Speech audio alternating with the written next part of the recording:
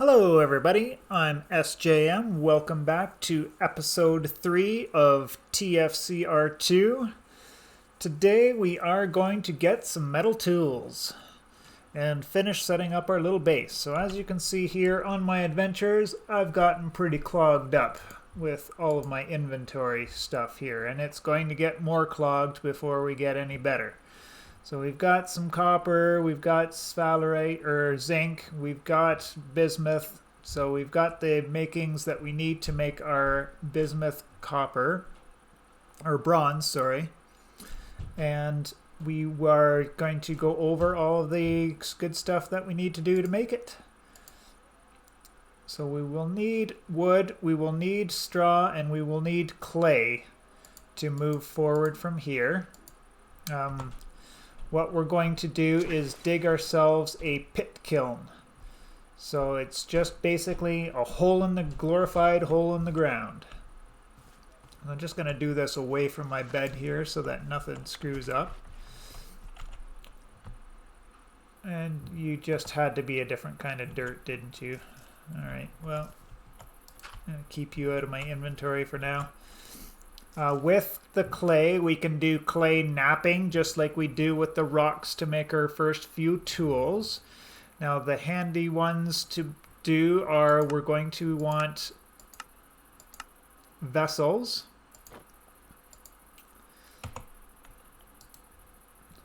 We're going to want a jug. I think I screwed that one up. So if I escape out of it, it doesn't use it up.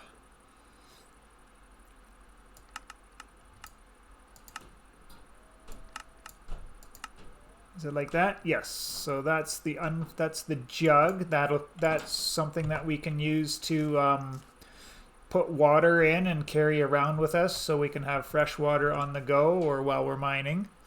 And then I'm just going to place these in my pit kiln while I make up 2 more things. So just V will place it into the pit kiln for you. And I'm going to make up 2 more vessels. Vessels are your first form of kind of storage. So if you're out and about on your explorer, you can kind of stop at a point if you don't want to set up a base where you're at, and you can just at least do this to sort of alleviate some of your worries with the inventory space. So in a pit kiln, you'll need to put 8 straw and 8 logs. Now you don't have to count it out. If you just hold right click on it there, it'll fill it up until it needs any more, and you can't put any more in there. And then the same thing with the wood, although you can go too far with the wood as you just saw. So don't hold it down. You kind of want to count it out when you get to the top there. Now we'll need a fire starter, which is 2 sticks diagonally in your crafting grid there. And then we just kind of aim it at the pit kiln and hold right click, and then you just keep holding it, and if you're lucky, you'll get it on the first go. If you're not lucky, you just try again.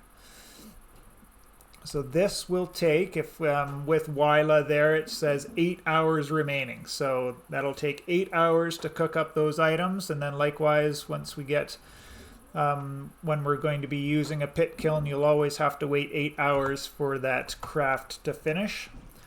While we're waiting for that to go, let us get a campfire.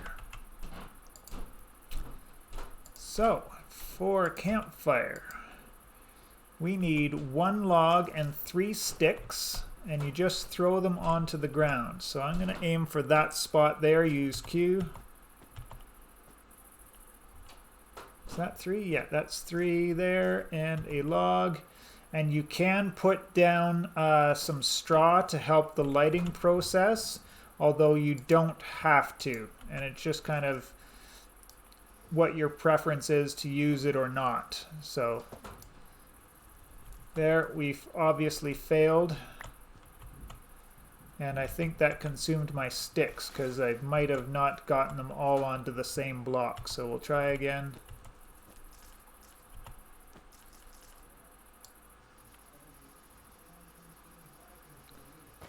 Smoking. So we failed, so we just keep holding it and it'll go try again.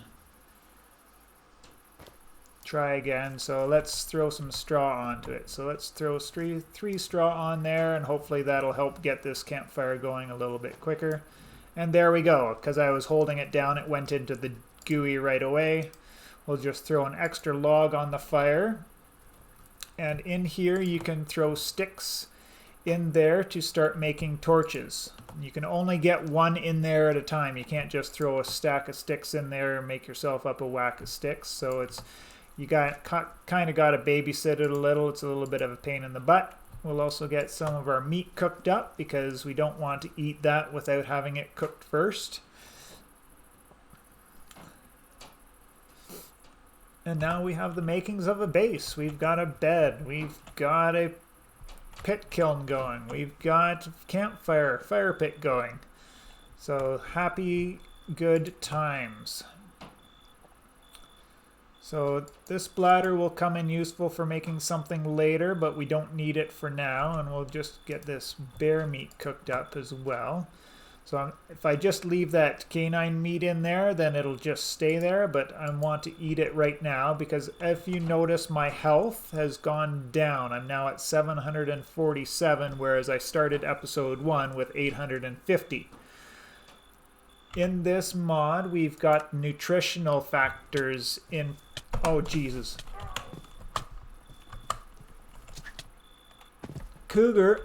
or coyote, I'm trying to teach these people about nutrition.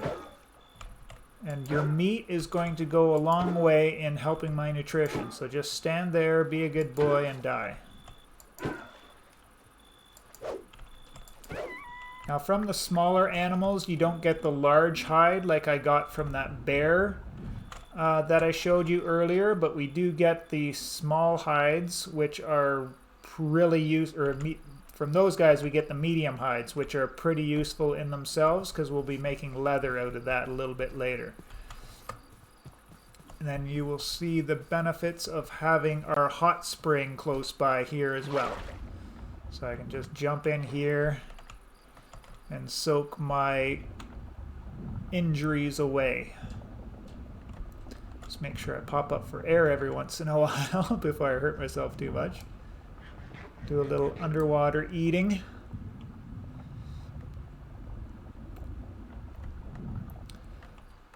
And so if I can't... No. Oh, yes, I do have a spot that's in the water that's not underwater here. Alrighty. So we'll go back to here and nutrition. So you can see you've got grain, fruit, vegetables, and protein. I've mostly been eating berries, and I did eat a little bit of ginseng as well. And then I did find some carrots while I was out and about. They were fully mature, so I grabbed them, and I got the actual carrots and some seeds as well. So I can get started on some farming here in between episodes. Nothing super important to show you guys about that. It's just standard stuff, getting it set up and going. But yeah, so as your nutrition levels go down, then your health level will go down. So got to kind of maintain those nutrition and keep everything going. Now we can see here as well some of these other things. So we've got calendars. So we start on June 1st, 1000. So this has kind of already been at the end of the 6th day here. Actually, no, this is the start of the 6th day. So not too bad. It's only been 5 days to find all the stuff that I needed and find a place where I want to settle down. We've got a little bit of a RPG type interface here with butchering, agriculture, smithing, and prospecting. So this will... the more you use them, then the more proficient you get in doing all of these things. So the higher you're butchering, the more meat you'll get when killing animals. The higher your agriculture, the more food you'll get back from farms. Smithing, same with, when you're making items on their anvils and whatnot, and prospecting. It's a pretty complicated topic we'll go over when we get there. So we've healed up now. I think my fire pit's gone out, but that's not a huge deal. If you just right click with your fire starter, let's put a log in, I guess. And right click with the fire starter, we'll get that going again and get some more of our bear meat cooked up here and the rest of our cat meat that we just killed. And see how we're going on the pit kiln here. So apparently it's finished. And I only got 3 open inventory slots there for right now. So using that V button that I put things into the pit kiln, you can actually just place things in the world as well. Now I can shift right click the items out of there, or I can just left click and break it and get everything all at once. So now these vessels are great as an initial source of extra storage, because we can throw things that are small in there. So something that's very large like these logs, they won't go in there, but something that's small like these books, yep, they go in there just fine in the bladder. So I've filled up that one there. This one here, let's throw in some rocks. This thing I don't need right now, and this is a normal size, so it won't go into the small vessel. And we'll just throw that in there for now so that it's out of our inventory and we can ease off our inventory worries there. Keep the fire going, keep our meat cooking while we're going at it here. And then, so yeah, the other storage item that we can get here in the early, just screwed that one up, is a large vessel, and that's just shaped like a U. Now this is a large vessel, so you can only get one of them into a pit kiln at a time to fire it up. So we'll just go here, V, 8 straw, and be careful that we don't overfill this guy this time around. We'll need another fire starter because I just burned my other one out. Now the large vessel is something that you can throw on the ground. It will have 9 inventory slots in it, and we'll just put it on the ground and keep it on our base. And the other thing that I didn't mention about these vessels is it'll help your food last a little bit longer, so where possible you want to put your food in there. The jug, there's 2 uses for it. The first and most entertaining is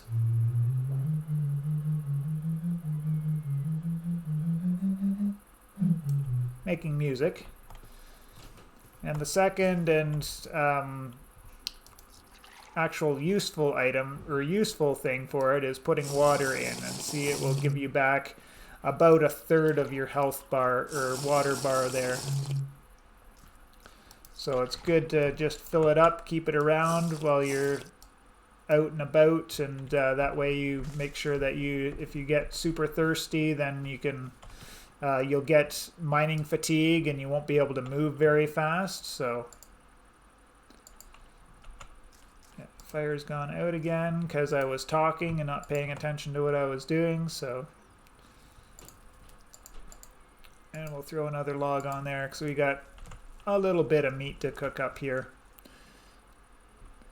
So that's all. Yeah, I got to do the calculations on exactly what we need to make our bismuth bronze. I remember I threw my Terrafirma book in here, which I didn't want to do, because we're going to need to reference this for our bronze. So 50 to 65% copper, 20 to 30% zinc, 10 to 20% bismuth. I'll figure it out and we'll be back in a second to get that going.